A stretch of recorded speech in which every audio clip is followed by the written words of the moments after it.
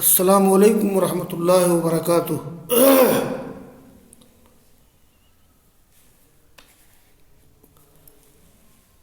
عزیز طلبہ، صحیح مسلم کتاب الایمان کا آج باب نمبر 63 ہے، اور وہ باب یہ ہے: باب استحقاق الوالی الغاش لرعیتہ النار۔ یہ النار مفعول بہ ہے استحقاق کا، اس لیے اس کو منصوب پڑھا جائے گا،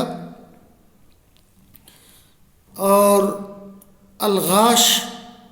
یہ غش یغش غشن و غشن، دھوکہ دینا، فراڈ کرنا۔ تو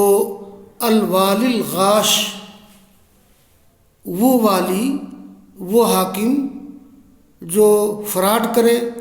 مکاری کرے، دھوکہ دے اپنی عوام کو، تو اس کے لیے جہنم کی وعید ہے۔ تو وہ والی جو اپنی رعیت کے ساتھ دھوکہ دینے والا ہو، اس کا جہنم کا مستحق ہونا، اس کا باب ہے یہ۔ تو باب استحقاق الوالی الغاش لرعیتہ النار، تو دھوکہ اور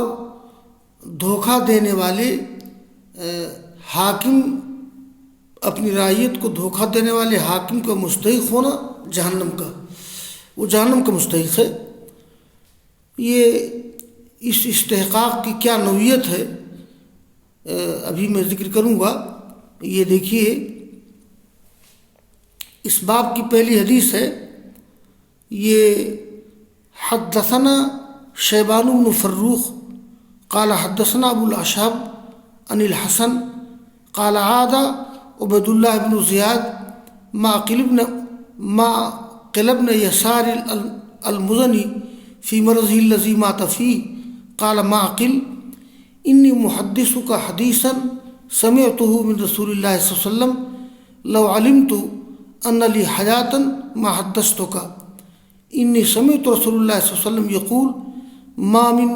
عبد یسترعیہ اللہ رعیتا یموت یوم یموت وهو غاش لرعیتہ الا حرم اللہ علیہ الجنہ۔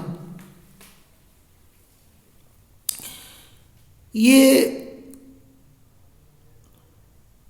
عبید اللہ بن زیاد رحمہ اللہ جو کوفہ کے گورنر تھے، یہ واقعہ عہد اموی کا معلوم ہوتا ہے۔ عبید اللہ بن زیاد نے عیادت کی معقل بن یسار رضی اللہ تعالیٰ عنہ کی، ان کی اس بیماری میں جن کی وفات ہو گئی تھی۔ جب آدمی بیمار ہوتا ہے تو کبھی کبھی آدمی کو اندازہ ہوتا ہے کہ اب یہ میری زندگی کا آخری وقت ہے، بچنا مشکل ہے۔ تو معقل بن یسار مزنی کی عیادت کی عبید اللہ بن زیاد نے ان کے مرض الموت میں، تو معقل نے کہا انی محدثو کا حدیثا، میں تم سے ایک حدیث بیان کرنے والا ہوں جس کو میں نے سنا ہے رسول اللہ صلی اللہ علیہ وسلم سے۔ اگر میں جانتا کہ میرے لیے زندگی ہوگی، اگر مجھے اندازہ ہوتا کہ میں زندہ رہوں گا ابھی، تو ابھی نہ بیان کرتا۔ اصل میں بعض صحابہ کرام بعض حدیثیں کچھ مصلحت کے تحت نہیں بیان کرتے تھے، لیکن وفات کے وقت بیان کر دیا کرتے تھے تاکہ کتمان علم کی الزام نہ آئے۔ تو لو علمت ان لی حیات ما حدثتک، میں نے سنا اللہ کے رسول صاحب فرما رہے تھے، کوئی بھی بندہ جس کو اللہ تعالیٰ راعی بنا دے کسی رعیت کا، یہ یسترعی، استرعا یسترعی استرعان، باب استفال سے ہے،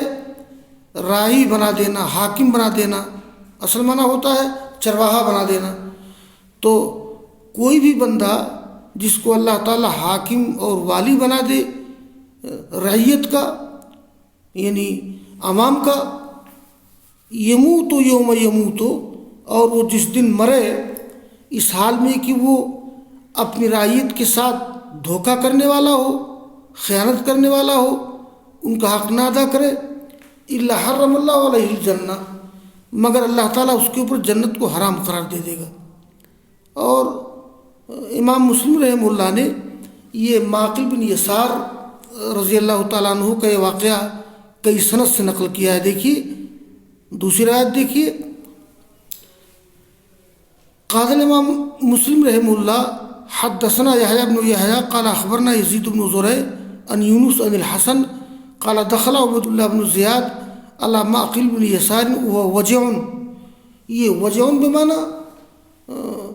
اصل معنی ہوتا ہے اس کا تکلیف میں مبتلا، رجل وجع، جو آدمی تکلیف میں مبتلا ہو، تو فسألہ، تو انہوں نے عیادت کی عبد اللہ بن زیاد نے، فقالا، تو معقل بن یسار نے کیا کہا، انی محدثک حدیثا لم اکن حدثتکہ، یعنی میں ایک ایسی حدیث بیان کر رہا ہوں کہ اس سے پہلے تم سے وہ حدیث نہیں بیان کی ہے۔ حدثتکا، تو حدثتکہ، یعنی حدثتکا میں یہ دو مفعول بہ ہے، ایک تو کاف خطاب کے لیے ہے، ایک ہو ضمیر ہے، تو لم اکن حدثتکہ، یعنی میں تم سے نہیں بیان کرتا، یہ یعنی میں ایک ایسی حدیث بیان کر رہا ہوں کہ اب تک میں نے تم سے بیان نہیں کی ہے۔ ان رسول اللہ صلی اللہ علیہ وسلم قال، آپ نے فرمایا، لا یسترعی اللہ عبدا رعیتا یموت حین یموت وغاص لا الا حرم اللہ علیہ الجنہ، یعنی اللہ تعالیٰ کسی بندے کو رائی و حاکم بنا دے اور وہ مر جائے، تو جب مرے اس حال میں کہ وہ اپنی رعیت کے لیے دھوکہ دینے والا ہو، تو اللہ تعالیٰ اس پہ جنت کو حرام قرار دے دے گا۔ قال الا کنت حدثتنی ھذا قبل اليوم، تو عبداللہ بن زیاد نے کہا کہ آپ نے یہ حدیث مجھ سے بیان نہیں کی تھی آج سے پہلے؟ کہا کہ نہیں۔ قال ما حدثتک، میں نے نہیں بیان کی تھی۔ او لم اکن لأحدثک، یا لگتا ایسا ہے کہ میں نے تم سے حدیث نہیں بیان کی ہے۔ ممکن ہے کہ عبداللہ بن زیاد سے حدیث پہلے بھی بیان کی ہو اور معقل بن یسار کو یاد نہ رہا ہو۔ اور آگے کی حدیث ہے یہ، قال امام مسلم رحمہ اللہ حدثنا القاسم بن زکریا قال حدثنا حسین یعنی الجعفی عن زائدۃ عن ہشام قال قال الحسن كنا عند معقل بن يسار نعوده فجاء عبد الله بن زياد فقال له معقل إني سأحدثك حديثا سمعت من رسول الله صلى الله عليه وسلم ثم ذكر بمعنى حديثهما۔ اس میں ایک اور چیز معلوم ہو رہی ہے کہ زائدہ روایت کرتے ہیں ہشام سے، ہشام روایت کرتے ہیں حسن بصری سے۔ حسن بصری کہتے ہیں کہ ہم بیٹھے تھے معقل بن یسار کے پاس، نعودہ، ان کی عیادت کر رہے تھے، تو اس موقع پہ عبداللہ بن زیاد آ گئے، اور گزشتہ حدیث سے معلوم ہوتا ہے کہ